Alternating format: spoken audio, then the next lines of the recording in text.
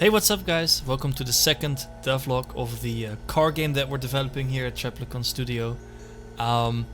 Really exciting devlog coming up because we have a lot to show, so let's just get right into it. So the first thing is the roads, basically. In the previous video I actually showed you guys that I was working on these road pieces and that we were gonna use them in the Unreal Engine with the spline thingy functionality, and that's basically what we've done. So we've created this really big terrain where we actually connected one piece of the road, and now we've actually just created a really big circle for us to play around with. And it's been absolutely great testing on this because yeah, we can just simply drive around and really kind of see what boundaries there are in terms of like speed and acceleration and handling with like moving left and right. So for example, one thing we've actually found, and we kind of left this bug in for this devlog because we're gonna fix it, or maybe it's already fixed, who knows. But basically, if I, for example, were to go like really fast, at some point I would like lose complete control of the car like this. And that's just a funny bug. It's nothing major or anything, but because of the fact that we can now drive long distances, these bugs are occurring more easily, and you know, it's easier to fix. So really happy about that. And it's already being a blast, just being able to drive around. Alright, so the next thing is the UI. It's not much yet, but basically what I've done is I went into Photoshop and I actually designed this meter on the bottom right that you can see, and our awesome programmer basically made it functional. Really great, looking really sharp, high quality. So yeah, that's pretty cool. Yeah, nothing more to say about that, I guess. But there's probably gonna be some more stuff. There's also gonna be a objective UI thingy. That's already done, but we're kind of waiting till we actually added some objectives within the game and then showcase it, because at the moment it's just placeholder text and it's kind of weird and might be confusing. So that's something we're gonna have pretty soon as well.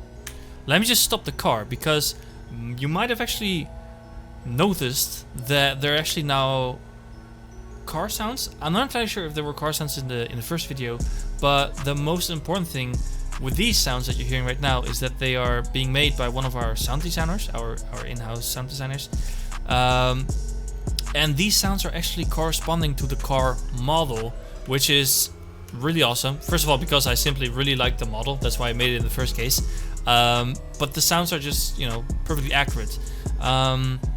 Something that he has also done is he has implemented Fmod, I believe, with the programmer from our team, and together they've basically added the sounds in such a way that they're quite responsive to what's happening with the car. I'm pretty sure that one of them is going to be able to better demonstrate this than I do, but if you were to go uphill or downhill, you would hear a difference. I'm not a super car expert or anything, I just really like how they look. But that's a thing now because of the sound designer and the programmer. So that's really cool. Alright, cool. Last thing I want to touch is the environment. As you guys can see, it's starting to look more like an actual world, but trust me, it's nowhere there. Like, the environment needs to be the exact same quality as the car and the road. So there's definitely a lot more that we're gonna need to do there. These trees that you are seeing right now, the models are kind of done, but the texture and the lighting still needs to be way better. And there's also a slight probability that we're gonna add some sway to them, like there's some wind going through the bushes. But yeah, overall this is 100% placeholder stuff and is bound to be changed. But basically we made this terrain to, you know, be able to cruise through it. And yeah, I'll be tackling level design and making more assets in the upcoming 4 weeks before the next car devlog comes out. So be sure to subscribe, because then you'll be able to actually get the third devlog in your notifications. So yeah, all right, that's kind of where I'm gonna leave it for this particular devlog.